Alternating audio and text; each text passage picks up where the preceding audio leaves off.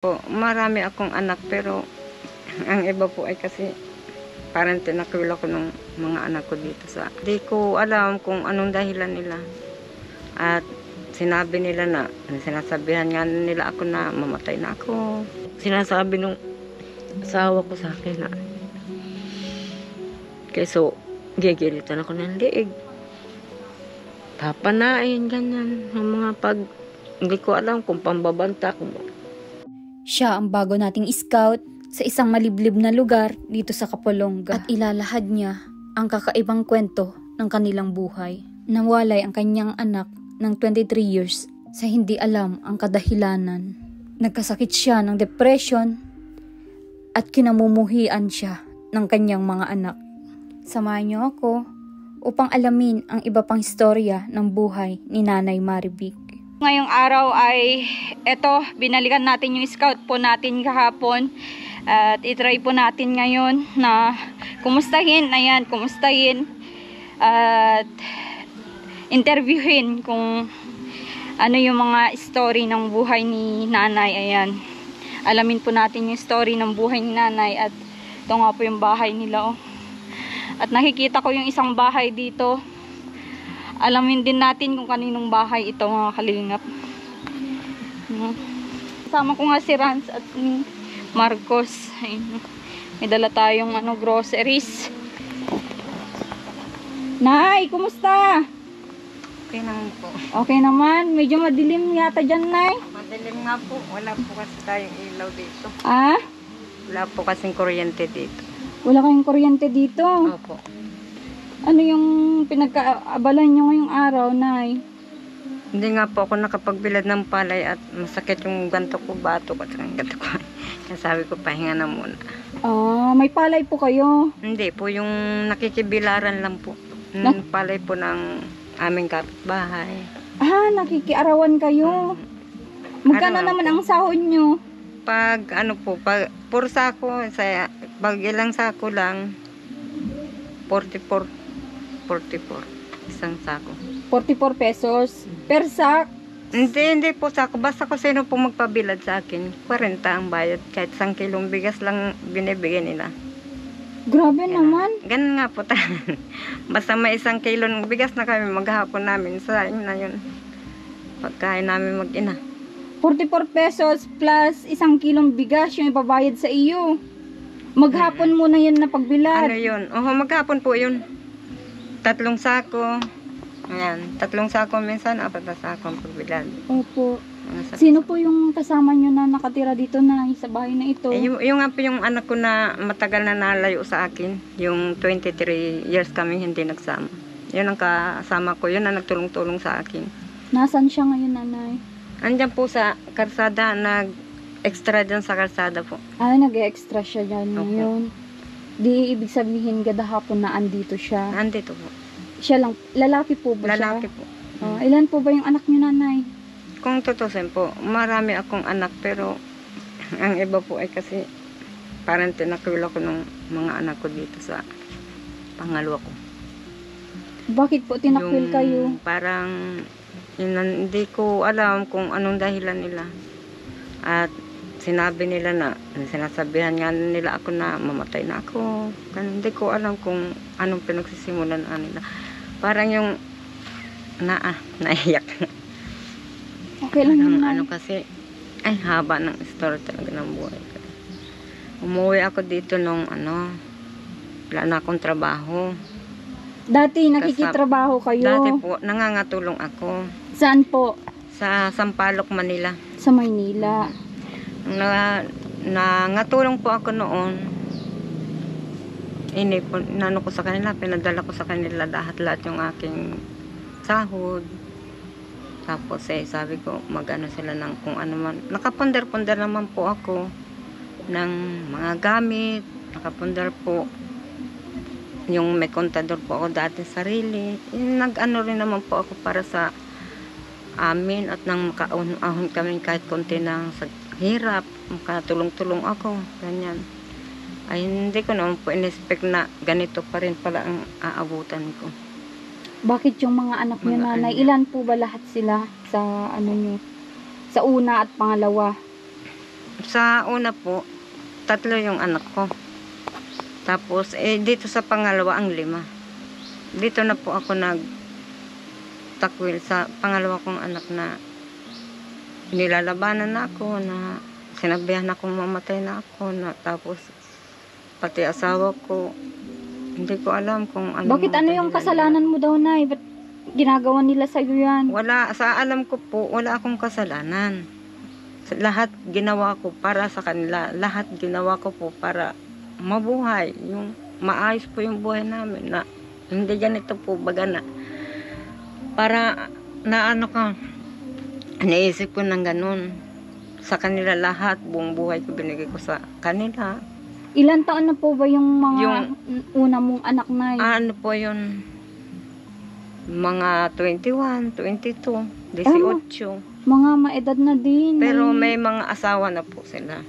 Yung babae kong anak na 18, may asawa po yun. Yung lalaki, may asawa rin. Tapos yung panganay din, may asawa na rin. Puro din may mga pamilya. May mga pamilya na. Nandoon sa Tondo yung iba. Tapos yung asawa ko na hindi ko alam na pinapalayas nga ako dito. Sinasabihan nga ako na ayaw na nila makita ang pagmukha ko. Parang nagselos ba ang umiral sa kanila, selos. Selos dito sa pangalawang pamilya nyo. Hindi. Ito kasi pangalawa ko ang pamilya. Yung ano sa akin. Nagsiselos. Yung mga nagtatakwil sa akin. Totoo, kahit tinakwil ako bilang ina. Hindi ko alam kung anong galit o ano nila sa akin. Hindi ko alam. Paano Basta po yung... ako, ang alam ko po, ma'am, na ang alam ko lang, binubuhay ko sila sa pamaraan na kung anong alam ko.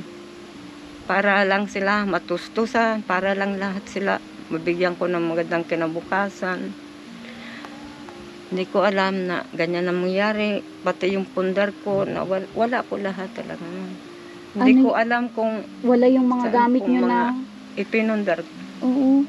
Bakit na yan Yung pundar nangyari? po ako lahat. Baka nandun sa mga may pamilya ng anak mo, Nay. Wala po. Hindi ko po alam kung anong nangyari doon. Kasi Ano ba yung pinaka-main reason nila, Nanay? Bakit kanila tinatakwil at minumura? At yan, pinagseselosan yun nga yung sabi mo, Nay. Ano daw? selos siguro po, ma'am, kasi dito sa anak kong bago ko lang nakita. Kasi sabi nila mas mahalaga sa akin lang yung bilang isang ina. Sinama ko dito yan kasi matagal ko na rin naman siyang hindi nakasama. 23 years kaming hindi nagkita at nagsama. Ano ang dahilan, Nay? Bakit 20 years na hindi mo nakasama yung anak mo?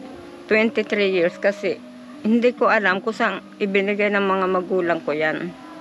Ang nalaman ko na lang, nito na lang, na nalaman ko nandyan sa Albay, sa mga tsahin ko rin. Ngayon, ang naging buhay din naman niya, yung nagpasaling-salin daw siya, kung kankan siya tumira, ganun. Yan ang ano nila sa akin. Ano daw po yung rason ng magulang niyo? Bakit binigay Wala sa po. iba? Wala pong rason Nasaan ba na, kayo that time, Nay? Bakit binigay nila yung anak niyo sa iba? asawa ko na po siya. Asawa ko na siya. Kumbaga, inilayo nila sa akin yung anak kong bunso na yun. Yun yung bunso Hindi ko niyo. po alam na inilayo nila sa akin. Basta nila, hindi ko na nakita o nahanap ko, hindi ko makita. Kasi wala naman akong sign na kung saan ko siya hanapin. Nasaan po kayo that Kung saan- time? Nandito lang kayo, nilayo nila, kinuha nila, ganun, tinakas. Nandito na po. Tinakas? Hindi po sa tinakas. Kumbaga, talagang parang hindi ko din alam po at nung oras na yun, wala na. Hindi ko na nakita yung bata. Kaya napalayo siya sa akin. Bakit Yun na pala. inantay niyo po na 23 years kayong hindi nagkita? Hindi ko po alam kung anong pangalan niya, kung sino po ang nag-ampun. Wala po ako sign Ibig sabihin na nung pinanganak niyo sa kanila kinuha, nilayo sa iyo. Oo, yun na. Binigay na nung ama ko doon sa kapatid po daw niya. Kasi kumbaga yung kapatid din niya na nung panahon na maliit pa yung anak ko na yun, na nakunan daw yun. Yun na, hindi na nila sinabi sa akin na doon nila dinala. Tapos hindi rin naman sinasabi nung mga Saan ba kayo nag-aalaga sa nanganak, kanya. nanay? Dito din. Hindi na po dito. Doon na po sa Tanay po. Tanay, Rizal? Opo, nakapunta po ako dito. Asawa ko na po yung taga rito. Ah, okay. Yung po ang taga rito talaga. Naka-asawa ko. Tapos sabi ko, mahirap talaga sadya ang buhay namin. Kung saka maging asawa ko, siguro gaganda yung buhay ko. Pinilit ko magtrabaho. Ako lang ang magtrabaho.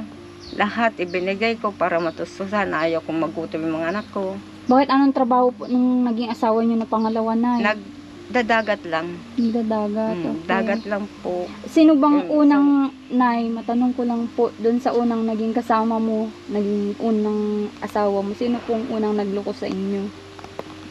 Wala pong nagluluko. Parehas po nag-uusap kami ng kung kami maghihiwalay. Pinag-uusapan ko. Pero wala pong mga nagluluko. Walang nagloko. Opo. So, ibig sabihin, naghiwalay muna kayo bago nyo nahanapan yung pangalawa Mhm. na asawa. Ganun po. Tapos yung naging bunso nyo sa pangalawa nyong asawa, nilayo sa'yo ng magulang mo, di mo alam kung saan Hindi nila ko- dinala. Opo, yun po. Yun ang Kaya umabot hinahanap ng namin. 23 years. Kaya po, kasi hindi rin niya alam yung hindi rin sinasabi sa kanya kung sino yung tunay niyang inana. Wala siyang alam na kung anong pangalan ko or wala siyang basta kung tinatago na nga, tinatago siya sa akin kasi hindi sinasabi, hindi rin naman sinabi sa akin na magulang ko nung ama ko. Pero pumayag ka po na ipaampon yung anak nyo. Hindi po. Hindi.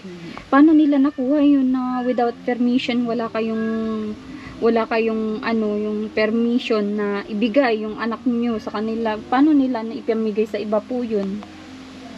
Parang inilayo, hindi ko alam. Parang yung ba tinakas ganun. Nagkaroon ba kayo Hindi ng kami. sakit na para hindi niyo nalaman yung ganon? Hindi po. Ano lang siya, oo, parang may nararamdaman ako noon na tapos May naramdaman ka na sakit noon. Ano pong sakit niyo noon, nay? lagi masakit yung sikmura ko. Tapos wala din naman kami noon. Parang, Wala oo, din kami. parang may depression ka Kasi, noon, oo. nanay. Parang yung lahat ng nangyayari sa buhay namin ay lagi ko naisip. Pag ganyan. Wala ba Tapos, kayong mga ang malaman kapatid, ko, nanay na may pagsabihan ng mga problema may niyo? malalayo po sila sa akin. Mga kapatid ko, malalayo. Tsaka wala rin naman po din sila. Mm. Walang rin. Kailan kaya- po kayo nagkita lang ng anak niyo? Nito lang pong taon. Nitong taon lang na ito. Itong pagpasok po ng taon. Paano niyo po natunton yung niya? FB lugar po. niyo? Diyan sa mga Facebook. Facebook. Mhm. Buti nalaman niyo kung Facebook anong lang. pinangalan sa kanya, anong apelido niya. Mayroong, yung isa niyang kapatid, mahilig kasing mag-research ng ganan, yung panganay kong anak na babae. Yun po ang naghanap sa kanya. Mhm. Yun ang sa kanya. Yung nag-sign ba para mabigyan ng kung saan yung kapatid niya. Mahal kasi nila yung kapatid niya, kaya hinanap nila. Bali pang 8 na pala yun na anak niya na, yun yung pinakabunso niya talaga. Sa panganay po.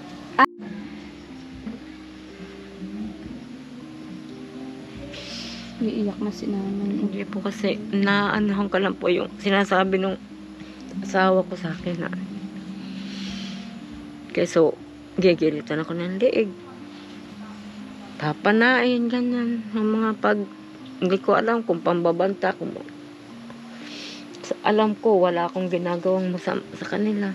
Kung bakit ginaganyan nila ako eh. Grabe naman. May malalim ka bang kasalanan sa kanila, nanay? Wala pa akong kasalanan. Alam ko lang po talaga yung katulong sa kanila, mabigyan ko sila ng magandang kinabukasan. Yung lumayo ka sa kanila, yun yung siguro yung iniisip nila, nanay, ano? Lumalayo po ako sa kanila at nagtatrabaho po ako. Oo, kasi minsan may mga kabataan, may mga anak na hindi nakakaintindi sa kalagayan ng nanay bilang nanay na provider. Ano po, yung parang sa inyo, yung provider kayo yung kailangan yung makikatulong para ma-provide nyo yung mga pangangailangan nila, di ba? Ngayon na, itinatakwil nila ako bilang ina nila, tinatakwil nila ako bilang asawa. Kasi ganito, hindi na ako makatrabaho. Kaya, ay, magtiis na lang ako. Mandyan naman mga kapitbahay ko na tulong sa akin na pag minsan wala. Bakit hindi ka na po makatrabaho, nanay? May nararamdaman ka po? Operada po kasi ako na operada na po kasi ako. Kaya hindi ako masyadong magano sa mamibigat. Ah, okay. Naoperan ka po pala. Naoperan saan? Saan po? Sa ano po, sa kidney po. Sa kidney. Okay.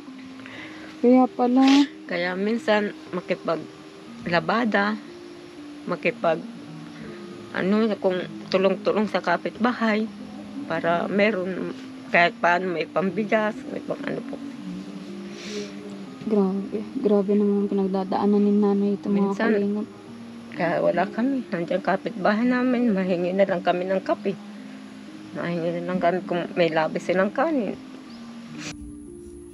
So ayan, nakabigay si nanay ng kanyang kwento sa buhay na grabe.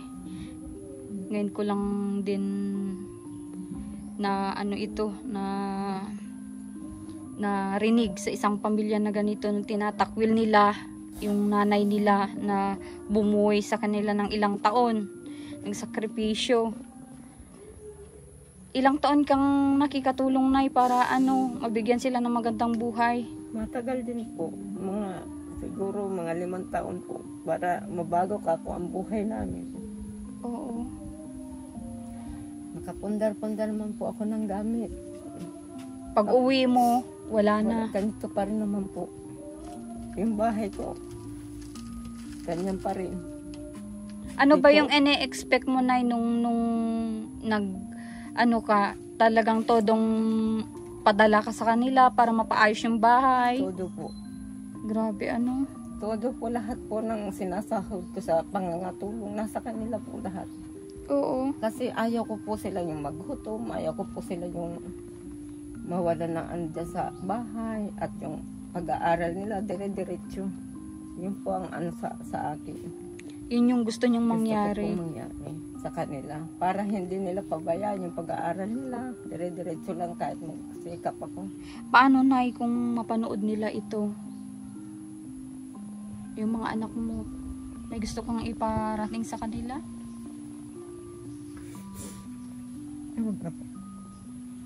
Pwede, nay. Pwede, baka ito yung susi na magkakaayos-ayos kayo ng mga anak mo. Hindi ka din namang sa kanila, na yung para bagang nananakit ng anak. Hindi po ako marunong sa mga anak ko. Pinagtatanggol ka po yan sa asawa ko pag yung mga anak ko. Oo. Hindi ka mapanakit po, Hindi, kahit sino po sa anak ko, hindi nakatikim sa akin ng palo or anuman. Kahit salita, hindi sila. Ano po? Yan ang sabi nila, inalagaan mo na ng matagal, inalagaan mo ng maayos. Sila ang lalaban pa sa'yo. Yun nga ang masakit sa bilang isang nanay, Kaya ang kasama ko ngayon ito, yung bago ko lang nakakasamang anak, na hindi ako nag-aruga, hindi ako nag-ano. Siya yung nakakaintindi sa akin. Siya yung nagre-respeto Siya sa'yo. yung nagrespeto, siya yung nagpapakain sa akin dito sa ngayon. Maka-extra siya dyan kung saan. Pag yan, tulad yan, sa karsada, wala na po yung trabaho. Wala na naman kung ano na naman po ang kaanin namin dito. Yung makipagpalawan lang siya. Tama lang, may pambigas kami. May pagkain kami sa araw-araw. Yun na lang po ang inaano. Grabe yung mga anak nyo, nay. Ilan po yung mga anak nyo na may sama ng loob sa inyo, nay? 5 po yan sila dyan. Anak niya. Anak ko sa kanila. 5 po yan. 5 sila. Minsan na kinausap ko po yung asawa ko na sabi ko sa kanya na kahit konting respeto lang para sa akin. Ina nila pa ako. Sabihin mo sa kanila, nanay nila ako na. Konti lang ay nihingi kong respeto para sa akin. Ano to lang ba? Para kako makilala nila ako bilang ina nila na minumura na ako. Sabi, kahit nasa harap mo, minumura ako ng anak mo. May nagagawa ka ba? Wala kang nagagawa. Sinusulsulo mo pa yung anak mo na ganun, lumaban sa akin, sumagot sa akin. Grabe Sabi ko, naman. ano banggang kasalanan ko sa inyo? Na hindi ninyo kayang tanggap. May kasalanan ba ko sa inyo? Wala naman ang alam ko ang kasalanan. Kahit ano, walang kasalanan, magtanong ko, wala akong kasalanan, sabi ko sa asawa. Kaya kahit kaunti lang, respeto naman sa ako. Inalaw namin sa ospital. Kami pa ang masama. Anong sinabi niya, Nay? Kung ano pa ang sinabi, inaano pa ako dito ng mga kapatid niya, galit daw sa akin ng mga kapatid niya kasi ganun daw. Na, kung ano daw mga sinasabi ko sa kanya, nagwawala daw ako doon sa Medicare. Sabi ko, hindi ka ako nagwawala sa Medicare. May cardiac ako kung magwawala ako. Sila mag-ano sa akin. Kaya sabi ko sa kanya, bahala ka na. Yun ang ano. Pag umuwi na lang po kami. Dinala nila sa daig. Hindi sila nagsabi sa akin na Kasal po ba kayo, Nay? kasal po kami dito. Ako dito sa pangalawa. Kasal po kami niya. Kaso, simula po nung ma-stuck ako dito na hindi ako magtrabaho. Parang iba yung naano nila sa akin. Iba na yung pinapakita nila sa akin na gano'n na nga.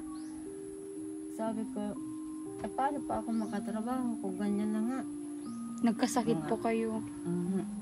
Masasakit ng mga katawan ko, mga ano ko. Oo. Sabi ko, konti panahon na pahinga lang muna. Papahinga muna ako kung kaya ko at saka ako magtrabaho ulit.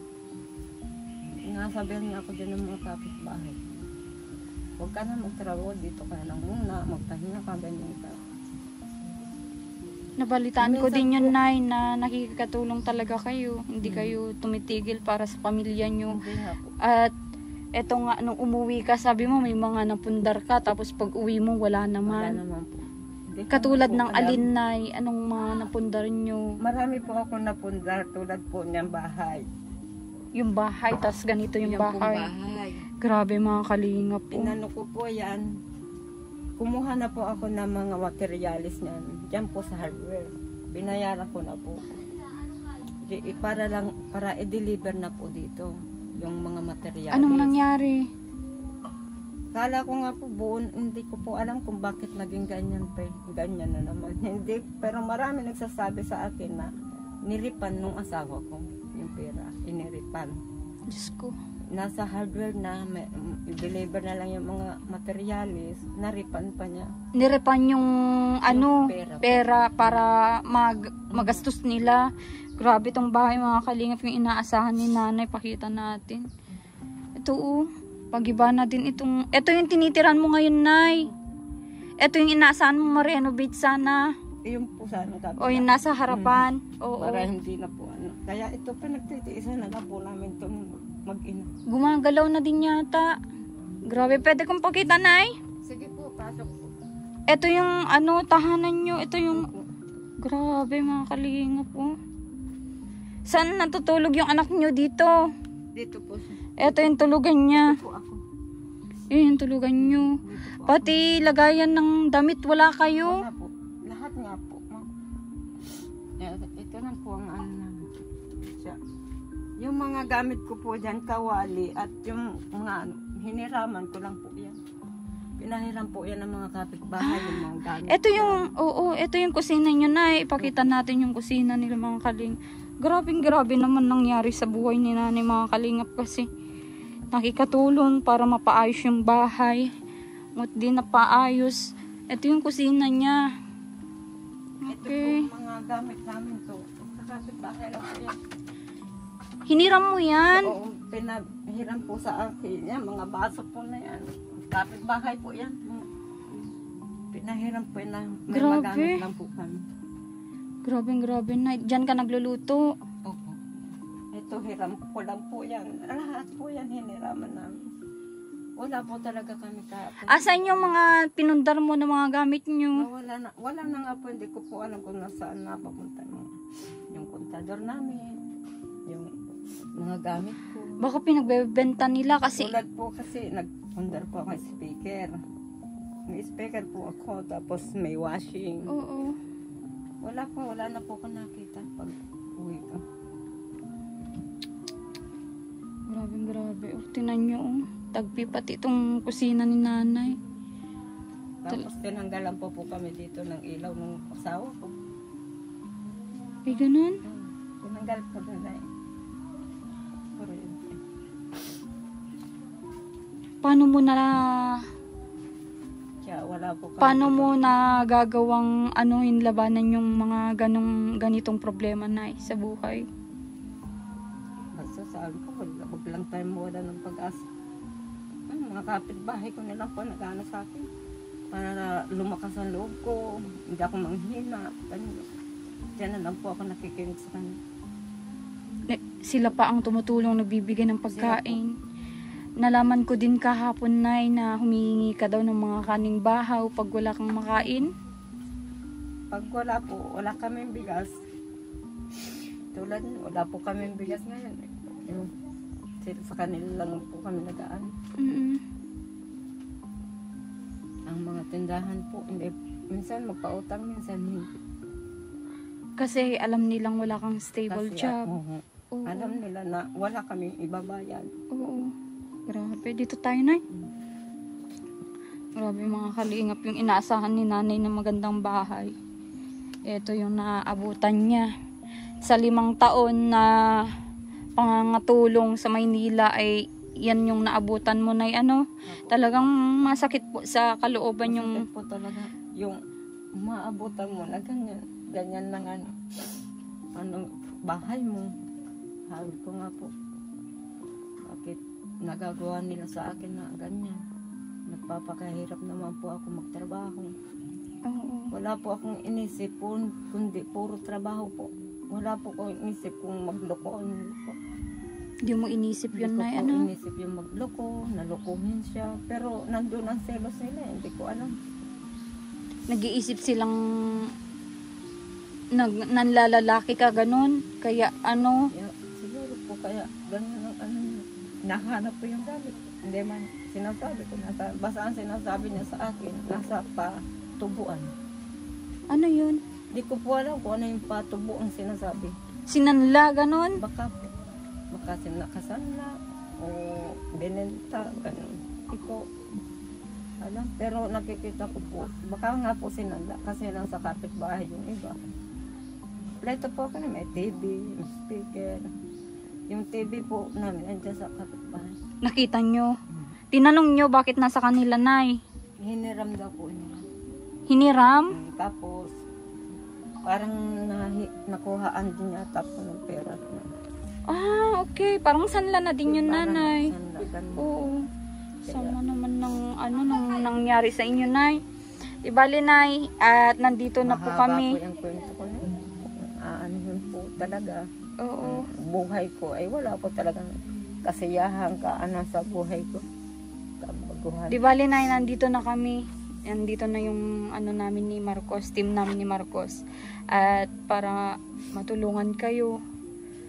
Ano yung tanging hiling nyo ba na mangyari sa inyo, sa inyong bahay, sa inyong pamumuhay? Gusto ko po sana mabago yung bahay ko kasi yan po talaga inaano ko noon pa, tapos magkaroon ako kahit konting puhunan pag tindahan lang po dito. Oo. Ano ba yung tindahan na gusto mo, mga grocery o Grocery po. oo, munting tindahan po, ano? Kasi gusto ko po talaga yan. Wala lang po talaga sa akin yung puhunan. Matagal ko na lang sabanap po yan. Oo. Nagtrabaho nga po ako. Hindi rin ako nakaipon na puhunan para sa pamilya ko kasi lahat na Pinapadala nyo. pinapadala ko. Magkano naman yung nasa sahod nyo nun, Nay, sa sa Maynila? 5,000 po yung starting ko dyan. 5,000 hanggang sa nadagdagan ng 500, 5,500. Oo. Tapos lahat yun na ipapadala mo sa kanila. Pinapadala ko po talaga kasi kulang-kulang pa rin naman po yun sa kanila. Nag-aaral yung mga anak ko nun. Oo. Kulang pa rin po. Kaya sabi ko, di ba ako at ako naman kumakain doon. Oo. Grabe talaga sakripisyo ang isang nanay. Nay, may dala ako sa'yo. Yung tulong ko ngayon ay pang-una pa lang naman po ito. Ito ay groceries mula sa aking kita sa aking YouTube channel. Kaya i-share ko po sa iyo, Nanay. Ano ngayon? Oo. yung kikitain po ng vlog natin ngayon, yun po ay mapupunta sa iyo. Kung magkato ang kikitain ng video, yun po yung pwede mong ayan, hawakan, pwede mong kung anong gusto mong gawin. Ano po? Basta ano lang ipag-pray natin na ano na may kikitain yung video, syempre views sa itong vlog natin. Ano? Ipag-pray natin ano para makatulong po sa iyo. Ayan, anong pangalan mo ulit, Nay? Nalimutan kong tanungin. Maribik po. Si Nanay Maribik. Ayan, Nay, pakita ko sa iyo tong ano, groceries ko. Ayan, groceries, mga kalingap ko, Nay, oh. Medyo, ano lang. Ayan, medyo mabigat. Oo, doon tayo.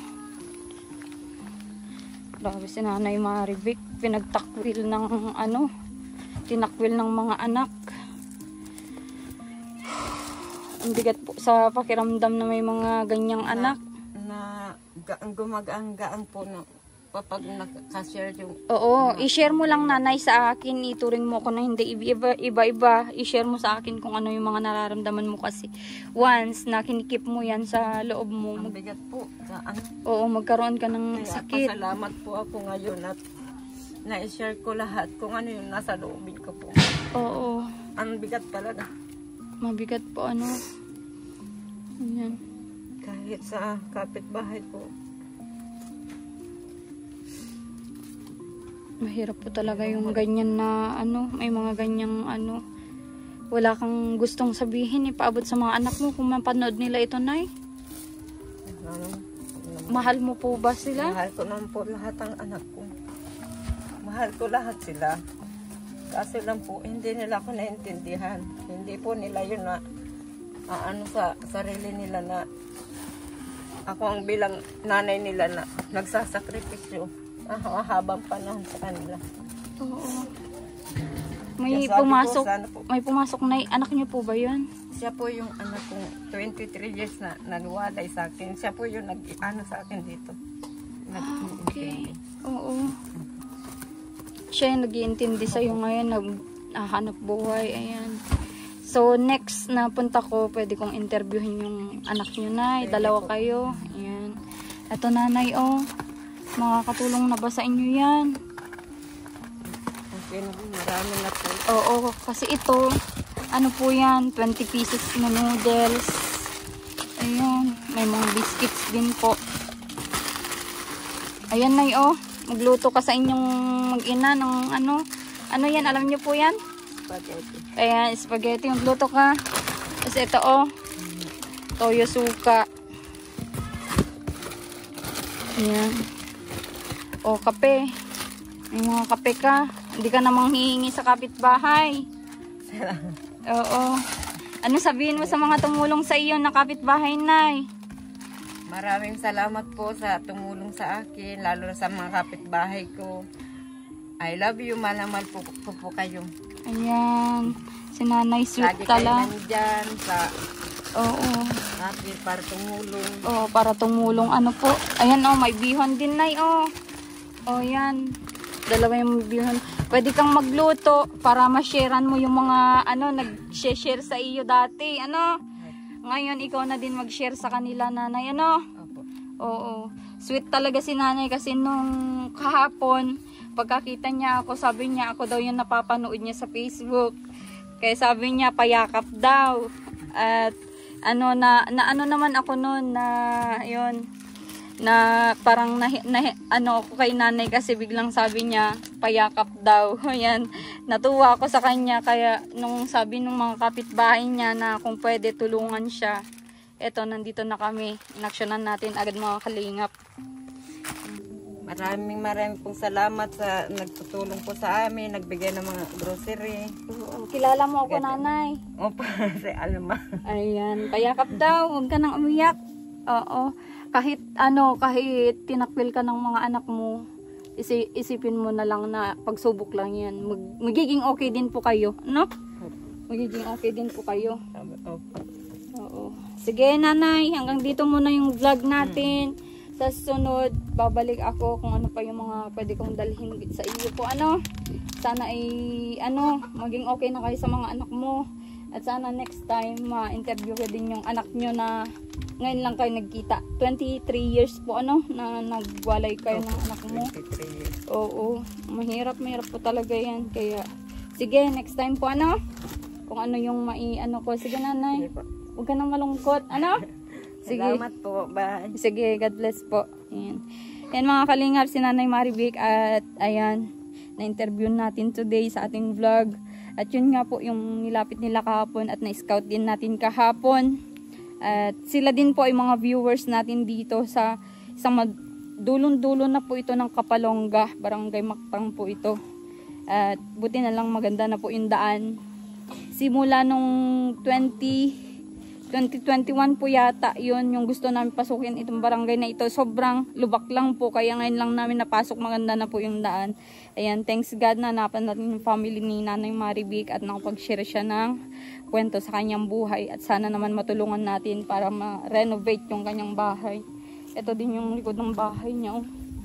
Grabe, tagpi-tagpi talaga mga kalingap at yun nga, nakipagkatulong para mapaayos yung bahay pero ito pa din yung nadatnan niya nung pag-uwi niya. Kaya nakakalungkot talaga. At ayan, sana support nyo po itong vlog.